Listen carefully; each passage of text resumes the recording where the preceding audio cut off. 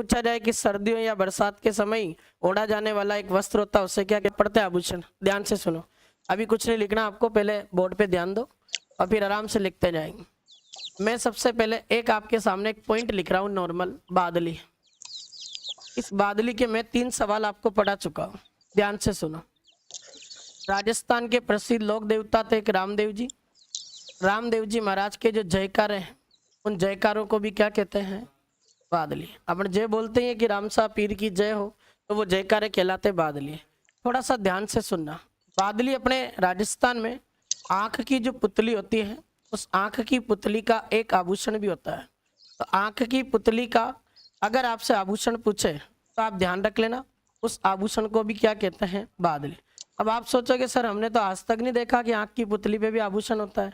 मैं बता दूं आपको, आपने नाइट शो देखे होंगे तो कुछ डांसर ऐसे होते हैं जो अपने यहाँ आंख की जो पुतली होती है इस पर ऐसी चमकदार परत लगाते हैं जो चमकती है, तो वो भी एक आभूषण के रूप में देखी जाती है। उस आंख की पुतली के आभूषण को क्या कहते हैं? बादली। एक और ध्यान से सुनो, बादली अपने राजस्थान में और है क्या? तो आधुनिक जो राजस्थानी भाषा है उसकी काव्य कृति है ये। आधुनिक राजस्थानी भाषा की एक कविता का नाम है आपके बादली।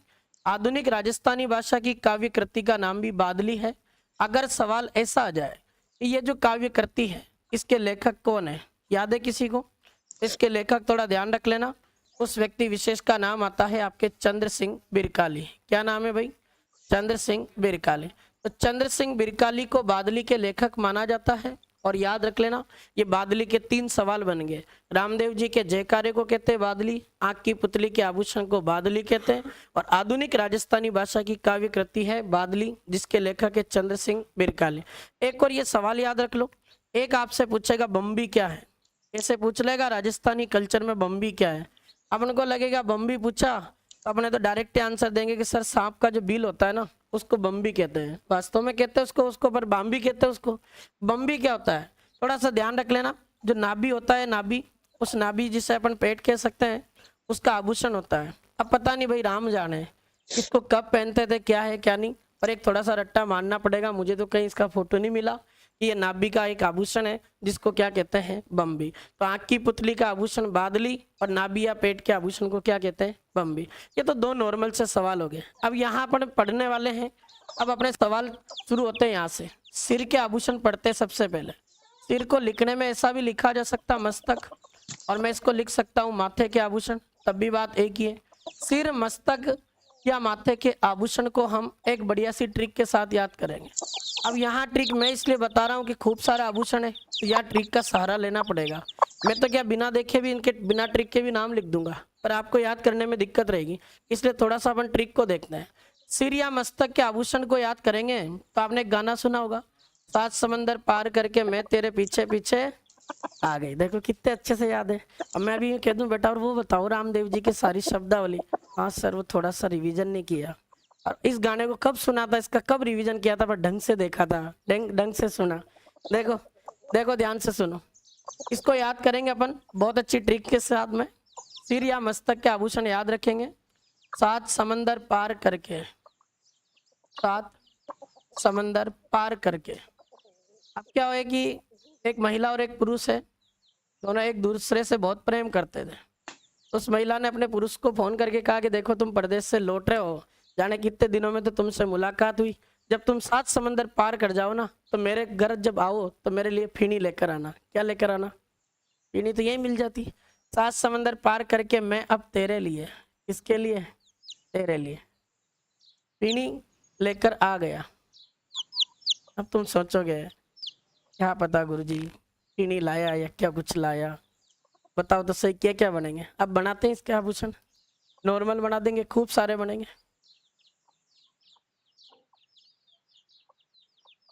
ये मैं जितने निशान लगा रहा हूं उतने सारे आभूषण बनाएंगे।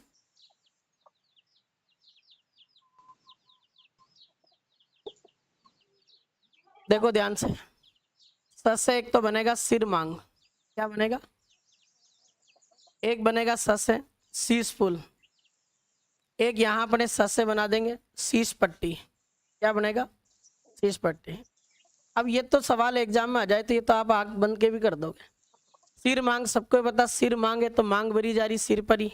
शीश फूल है, शीश पट्टी है तो नाम से पता चल रहा। यहाँ देखो, इसमें जो ये त लिखा हुआ, इससे क्या बनेगा, इसको देख लेते हैं। त से बनेगा एक टीडी भलको, टीडी बलको। ये परीक्षा में आया हुआ सवाल। टीडी बलको नाम का आभूषण जो है, इसका संबंध किससे है? सिर से। फिर यहाँ देखो प लिखा हुआ, इस प से बनेगा पत्री, र से बनेगा रखड़ी। ये क्वेश्चन कई बार आया हुआ, रखड़ी। फिर यहाँ आपने मैं लिखा हुआ, बहुत इंपॉर्टेंट सवाल है ये भी। मैं से बनेगा एक आपके मेहमंद, और यहाँ आपके ब लिखा हुआ, इस ब से बनेगा बोर।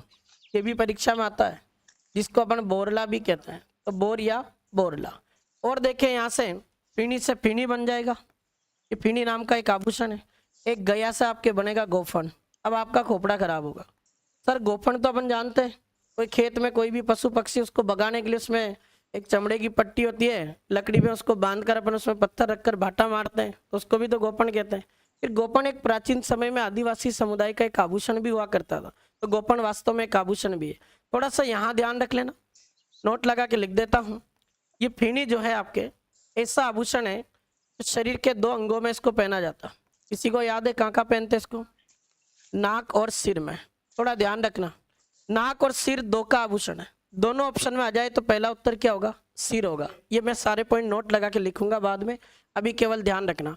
तो 7 समंदर पार करके मैं अब तेरे लिए क्या लेकर आ गया? फीनी। बोलो देखे, स से सिर मांग, स से शीश फूल, ट से टीडी बलको, स से शीश पट्टी, प से पत्री, र से रकड़ी, मैं से मेमन, ब से बोर या बोरला। एक और मैं चाहूँ तो इस ब से बना दूं, और ऐसा बना देंगे बिंदिया, बिंदिया जिसको आप टिक्की बोलते हो। ये तो नॉर्मल से सवाल, ये मैं भी लिखूं ना तब भी याद रहते हैं। बिंदिया टिक्की अपने आभूषण है, तो ये कहाँ का होगा? सिर का। और फीनी से फीनी बन गया, गया से बन जाएगा गोफन। और थोड़ा ध्यान रख लेना, फीनी ऐसा आभूषण है जो नाक में और सिर में दोनों में पहना जाता।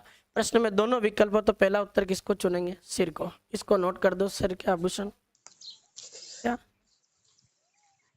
कान लिखा था? सुनो, इसकी ट्रिक लिखता हूं पहले।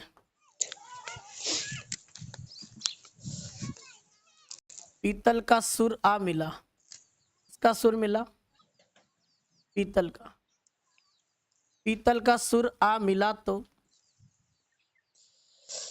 बरेली बाजार का झुमका।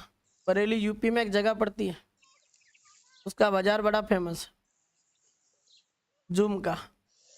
पीतल का सुर आ मिला तो बरेली बाजार का झुमका जा गिरा टोटी में। इसमें गिर गया।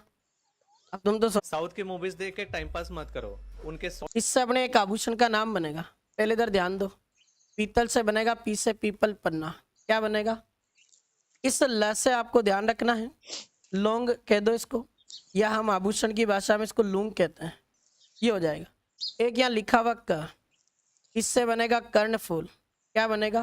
कर्णफूल। तो ये क से बन गए आपके क्या? कर्णफूल। यहाँ लिखा आपका सुर, इस सुर से बनेगा सुरलिया। ये एक आभूषण का नाम है, सुरलिया। अब ये इधर आपके लिखा हुआ आ, इस आ से 3 आभूषण बनेंगे। मैं नाम लिख रहा हूँ। एक आपको ध्यान रखना, ओखरी नाम का आभूषण है, ये भी है एक तो इसमें। एक आपके इसमें अंगूठिया नाम का आभूषण है, और एक आभूषण है ओगणिया। ये परीक्षा में आए हुए आभूषण है। ओगणिया, अंगूठिया, ओखरिया, ओखरी, ये तीनों आभूषण आपके बन जाएंगे अपने कान से रिलेटेड। मिला, ये ल लिखा हुआ, ल से बनेगा लटकन। यहाँ लिखा हुआ तो, इस ताकत टो में पढ़ेंगे और इसको लिख देंगे टॉप्स।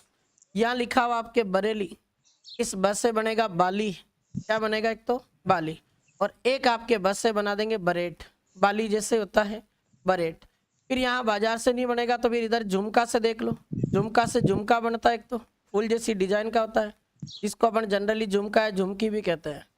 फिर एक छोटा सा एक आभूषण और बनता है पुरुषों का, हमने झेला है, तो पुरुषों का आभूषण है झेला। फिर यहाँ ये लिखा हुआ म, इस म से बना दूं मुर्की, और ये खूब आता परीक्षा में। पुरुषों द्वारा मुर्की नाम का आभूषण पहना जाता। इस मुर्की का संबंध किस अंग से होगा? कान से। और झेला भी खूब परीक्षा में आया हुआ। यहाँ लिखा हुआ ज, इससे आपके एक आभूषण बनेगा जमेला। क्या बनेगा? जमेला। हीरा से नहीं बनेगा तो टोटी से बन जाएगा आपके क्या? टोटी। अब मैंने जितने भी आभूषण लिखे ना, सारे के सारे आभूषण किसके हैं? कान के। एक और ध्यान से सुनो, इसी का से एक आभूषण और बनता है, और उस आभूषण का नाम होता है कोकरू। क्या नाम है? कोकरू। अब ध्यान से सुनना मेरी 2-3 बातें। अगर ढंग से नहीं पढ़ा तो गए काम से और बहुत जल्दी गलत होगा। अगर परीक्षा में सवाल ऐसा आ जाए कि बाली नाम का जो आभूषण है ये शरीर के किस भाग में पहना जाता, आपको कंफ्यूज करने के लिए जानबूझ के डालेगा है। बाली आपके कान का आभूषण भी है, बाली की बात करूं तो इसकी ये नाक का आभूषण भी है। अब बाली तो कान और नाक दो का है, फिर परीक्षा में दोनों ऑप्शन में आ जाए तो क्या लगाना, तो आप ध्यान रखना इसका पहला उत्तर किसको लगाना है, नाक को। ये फर्स्ट उत्तर होगा इसका, फर्स्ट आंसर। अगर नाक उसमें ऑप्शन में नहीं दे रखा हो तो फिर जनरली उस प्रश्न का आंसर क्या हो जाएगा, कान हो जाएगा। तो बाली ऐसा आभूषण है जो कान और नाक दोनों में पहना जाता। परीक्षा में ऐसा प्रश्न आए तो ऐसी स्थिति में दोनों विकल्प में से पहला विकल्प किसका चयन करना, नाक का। अगला देखो, इसमें अगर आपने फिर ढंग से ध्यान नहीं दिया तो गए काम से। ये आपसे सवाल कंफ्यूज करने के लिए देगा, कोकरू नाम का आभूषण। अगर मैं इसकी बात करूं तो कैसे कान याद रख लेना, कोकरू तो किसका है, कान का। लेकिन इसके जैसा ही मिलता जुलता एक नाम है जिसको बोला जाता है गोखरू।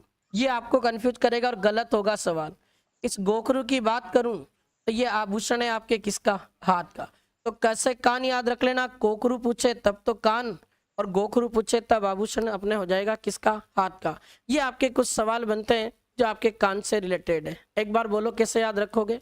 पीतल का सुर आ मिला तो बरेली बाजार का झुमका जा गिरा टोटी में। एक बार और बोलो, पीतल का सुर आ मिला तो बरेली बाजार का झुमका जा गिरा टोटी में। बताओ पी से क्या बना, ल से लौंग या लूंग, क से कर्णफूल, क से कोकरू, सुर से सुरलिया, अ से ओखरी ओगनिया अंगूठिया, ल से लटकन, टो से टॉप्स, ब से बाली, ब से बरेट, झुमका से झुमका झुमकी और ज से झेला और फिर म से मुर्की और यहाँ बनेगा ज से